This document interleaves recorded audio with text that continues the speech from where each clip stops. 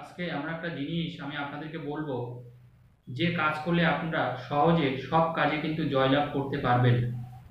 অনেক সময় আমরা ভেবে উঠে পারি না যে আমরা কেন বারবার করে ব্যর্থ হই বা আমাদের জীবনে বারবার করে কেন কষ্ট আসে। দেখবেন অনেক মানুষ বা জীবনে স্ট্রাগল করে, প্রচণ্ডভাবে স্ট্রাগল করে। তাদের কিন্তু জীবনটাই হচ্ছে একটা সংগ্রামের জীবন, কোনোভাবে তারা সহজে কোনো কাজ করতে পারে না।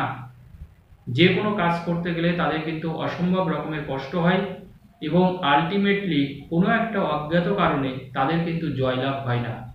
সেটা বলতে পারেন আপনার ভালোবাসার ক্ষেত্রে, সেটা বলতে পারেন আর্থিক দিক থেকে, সেটা বলতে পারেন পারিবারিক অশান্তির ক্ষেত্রে, সেটা বলতে পারেন প্রতিবেশী সম্পর্কের ক্ষেত্রে, সেটা বলতে পারেন বন্ধু বান্ধবের সম্পর্কের ক্ষেত্রে।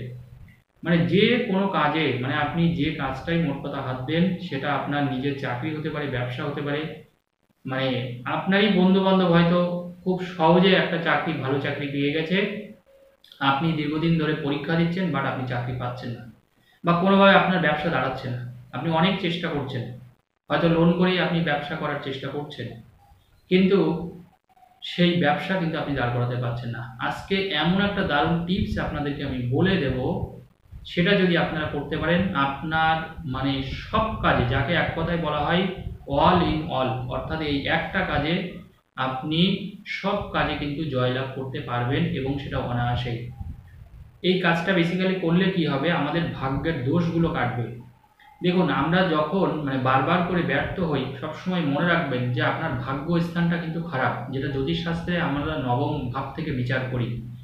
যাদের নবম ভাবটা কোনোভাবে খারাপ হয় বা কোনোভাবে নবম ভাবে পাপ গ্রহের দৃষ্টি থাকে, যদি আমাদের, দেখুন, এই হরস্কোপ জানার জন্য আমাদের নিজেদের সঠিক ডেট অফ বার্থের প্রয়োজন হয়, আরও অন্যভাবে অবশ্য জানা যায়। তো মেন যেটা ফোকাস করে মানুষ, তার নিজের জন্ম তারিখটা আমাদের জানতে হয়। এবার অনেক মানুষ দেখুন এগুলো জানে না, সে ব্যাপারটা আলাদা। কিন্তু আলটিমেটলি প্রশ্নটা হচ্ছে যে আমি আপনাদের সমস্যার গোড়ার কথা কিন্তু বলছি, এই যে এখন যে কথাটা বলছি, যে আমরা কেন জয়লাভ করতে পারি না। কারণ আমাদের ভাগ্য স্থান আমাদের সাথ দেয় না। জ্যোতিষশাস্ত্র অনুযায়ী যদি কোনো ব্যক্তি বা কোনো মানুষের যদি নবম ভাব খারাপ হয়, তাহলে জানবেন সে কিন্তু বারবার করে ব্যর্থতার মুখ দেখবে। তার ভালোবাসা তৈরি হবে, কিন্তু সেটা দুদিনের জন্য, সেটা আবার ভেঙেও যাবে। তার বাড়ি তৈরি হবে, কিন্তু সেই বাড়িতে সুখ থাকবে না। তার গার্জিয়ান হবে, কিন্তু সেই গার্জিয়ান তাকে ভরসা করবে না, গার্জিয়ান তাকে ভালোবাসবে না। এটা তো একটা খারাপ জিনিস। তো এই ভাগ্যস্থানকে যদি আমাদের পীড়িত হয়, কোনোভাবে খারাপ হয়ে যায়, তখনই এই জিনিসটা কিন্তু আমরা দেখি। অর্থাৎ আমরা বারবার করে ব্যর্থতার মুখ দেখি, বারবার করে আমরা পরাজিত হই, আমরা সম্মান কিন্তু পাই না, এবং সবসময় মানুষ আমাদেরকে ভুল বোঝে। অর্থাৎ আমরা যে কাজ করি না কেন, যা করি না কেন, সেই কাজ কিন্তু মানুষ আমাদেরকে ভুল বোঝে, মানুষ সহজে গ্রহণ করে না। তো আজকে আমি যেটা বলবো, এটা আপনারা কিন্তু খুব সহজভাবে করতে পারবেন। প্রত্যেকে কাজটা করুন, প্রত্যেকে। যারা মনে করছেন যে না, আপনি বারবার করে ব্যর্থ হচ্ছেন, কোনোভাবে আপনি সফলতা পাচ্ছেন না, মানে যা কিছু করছেন, আপনি যা কিছু করছেন, কারণ আপনারা জানেন আজকে আমার এই টোটকা টিপস করে বহু মানুষ কিন্তু উপকৃত, বহু মানুষ উপকৃত। তারা কিন্তু আমাকে জানায় ফোন করে বা এসএমএস এর মাধ্যমে যে শাস্ত্রীজি, আপনি আমাদেরকে এই টোটকা, এই টিপসগুলো দিন, কারণ আমরা উপকৃত। কারণ দেখুন, আমার ভালো লাগে, সত্যি কথা বলতে, মানুষ যখন দেখুন তার ফিডব্যাকটা দেয় না, আমাদের খুব ভালো লাগে। এই যে দেখুন, দিনরাত কষ্ট করে কাজ করি, কারণ আমি তো ব্যক্তিগতভাবে কাজ করি, আজকে 18 বছর এই পেশার সাথে আমি যুক্ত, আপনারা জানেন।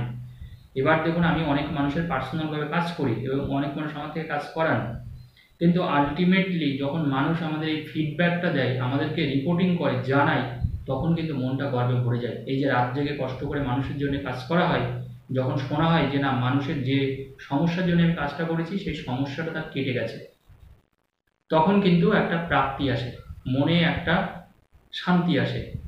কারণ দেখুন, আমার নিশ্চিত থাকে যতক্ষণ কাজ না হবে, ততক্ষণ আমি ছাড়ি না, যতক্ষণ সেই মানুষটার কাজটা না হবে।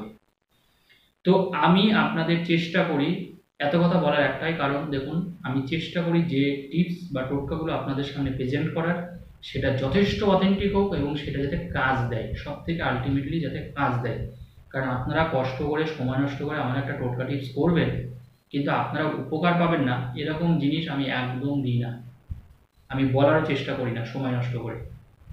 তো যাই হোক, আজকের যে টিপসটা আপনাদের জন্য থাকছে সকলের জন্য, এটা কিন্তু সকলের জন্য, সকল ধর্মের মানুষের জন্য আপনারা করতে পারেন, কোনো বাজ বিচার কিছু নেই।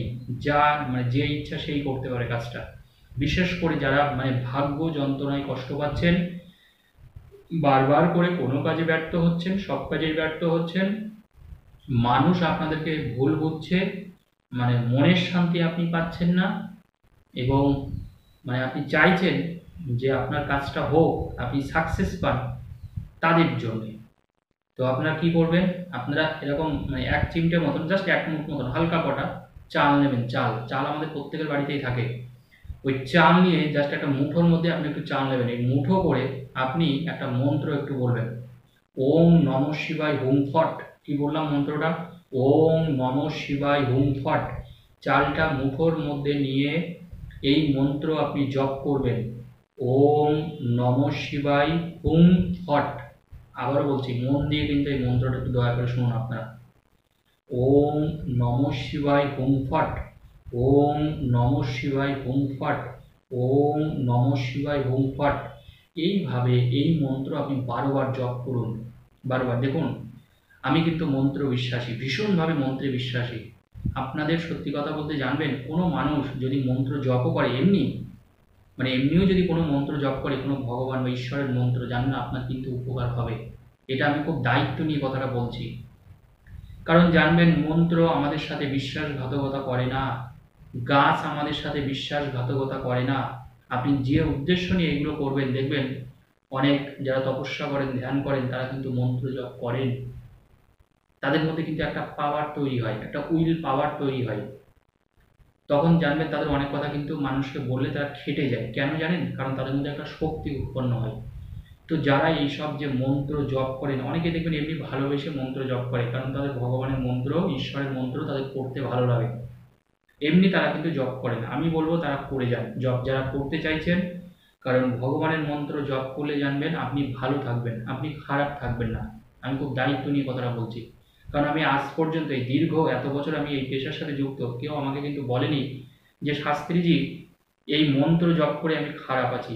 ভগবানের এই মন্ত্র জপ করে, সে মা কালী হোক, মা তারা হোক, দক্ষিণাকালী হোক, ছিন্নমস্তা হোক, চন্দ্রদেবের মন্ত্র হোক, রবির মন্ত্র হোক, মন্ত্র জপ করুন। কারণ দেখুন, মন্ত্রের শক্তি অসীম, এবং মন্ত্র আপনাকে ধোকা দেবে না, এইটুকু বলতে পারি।